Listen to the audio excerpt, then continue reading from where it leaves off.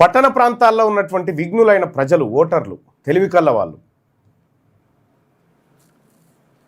ఓటేయబోతా ఉన్నారు కదా. ఈ ఓట్లల్లో ఎవరికి ఓటేయాలి, ఎందుకు ఓటేయాలి? మరీ ముఖ్యంగా బీసీలు, ఎస్సీలు, ఎస్టీలు, మైనార్టీలు ఏ ప్రాతిపదిక మీద మనం ఓటేయాలి? 42% రిజర్వేషన్ ఇస్తాని ఎగబెట్టి దొంగతనంగా విదేశాలకు పారిపోయిన ముఖ్యమంత్రి రేవంత్ రెడ్డి గారు 42% రిజర్వేషన్ కోసం తెలంగాణలో ఉన్నటువంటి బీసీలంతా ఎదురు చూస్తే అసలు రిజర్వేషన్ ఇవ్వకుండా మేము ఎన్నికలకే రామని డబ్బా కొట్టిన ఈ దొంగ ప్రభుత్వం ఏం చేసిందో మీకు కళ్ళ ముంగట్టుంది కదా. కాంగ్రెస్ ఏం చేసిందో సర్పంచ్ ఎన్నికలలో, ఇప్పుడు సర్పంచ్ ఎన్నికలలో 42% సీట్లు అని చెప్పి అట్లా మోసం చేసింది. ఇప్పుడు రిజర్వేషన్ లేకుండా ఎన్నికలకు వస్తూ ఉంది. ఏం చేయాలి? కాంగ్రెస్ పార్టీని పండబెట్టి తొక్కండి భూమిలోకి. 42% రిజర్వేషన్ అంశం చర్చకు రాగాలని విదేశీ పర్యటనలకు పోయిండు. విదేశీ పర్యటనకు పోయి ఇక్కడ షెడ్యూల్ రిలీజ్ చేస్తా ఉన్నాడు.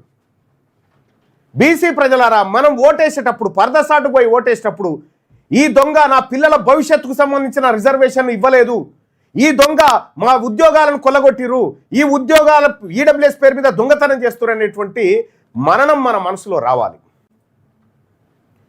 నిన్న బడ్జెట్ లెక్కలు చూస్తారు కదా.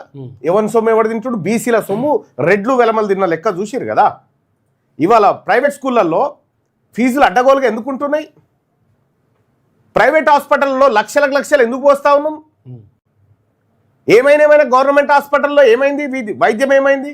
ప్రభుత్వ పాఠశాలలో విద్య ఎందుకైంది? రేవంత్ రెడ్డి ముఖ్యమంత్రి అయిన తర్వాత 1400 స్కూళ్ళు మూతపడతాయా? 1400 స్కూళ్ళు మూతపడ్డాయి. ఎందుకు మూతపడతా ఉన్నాయి? దీనికి కారణం ఏంది? ఇక్కడ చదివేది, ఇప్పుడు సర్కార్ బళ్ళల్లో చదివే పేదలంతా మన పిల్లలే, మన పేద వర్గాల పిల్లలే. సర్కార్ దవాఖానకు పోయేదంతా మనోళ్ళే. ఆడెవడు పోడు, వాళ్ళు ఎవరు కూడా అందులోకి పోరు. మొత్తం ప్రైవేటు, కార్పొరేటు ఇట్లా పోతూ ఉంటారు కదా. అసలు ఈ తెలంగాణ రాష్ట్రం వచ్చిన తర్వాత మన పేద వర్గాలకు దక్కాల్సినటువంటిది విద్యా వైద్యం, ఉచిత వైద్యం, ఉచిత విద్య ఎటుపోయింది? దానికోసం తెలంగాణ రాష్ట్ర ప్రభుత్వాలు ఎన్ని ఖర్చు పెట్టినాయి, ఎన్ని బడ్జెట్లలో పెట్టినాయి, ఎంత మిగిల్చుకొని తిన్నాయి? ఈ లెక్క తేలాలి. ఇవన్నీ మీ ముంగట ఉంటేనే ఓటేసేటప్పుడు మనకు గుర్తు రావాల్సింది ఇది. వాడు 500 ఇచ్చిండు, వీడు 1000 ఇచ్చిండు, ఇవి కాదు గుర్తు రావాల్సింది. తెలంగాణ రాజ్యాధికార పార్టీ స్పష్టంగా ఉంది.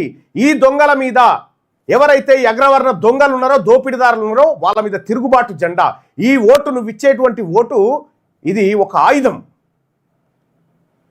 తిన్మార్ మల్లన్న, మీరు ఇంకా కొట్లాడండి వాళ్ళతోటి అనేటువంటి శక్తిని మీరు ఎన్నికల్లో ఇవ్వండి. తెలంగాణ రాజ్యాధికార పార్టీ కత్తెర గుర్తు కొట్టేసి ఇవ్వండి.